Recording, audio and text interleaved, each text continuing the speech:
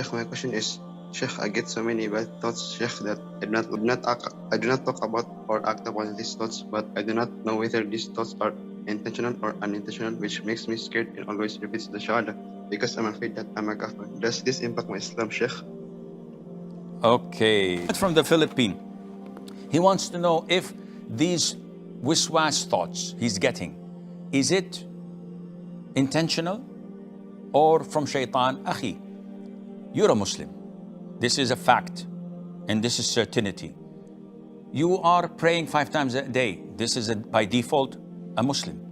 You are watching an Islamic movie with an Islamic program with Sheikh starring it, giving fatwa, talking about things that I could be on Netflix. Why am I watching the Sheikh?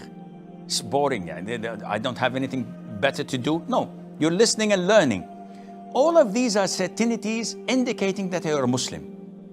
The thoughts you're getting, these intrusive thoughts, are they certainty or doubtful? Of course they're not certain, they're doubtful. So doubt has no impact on certainty.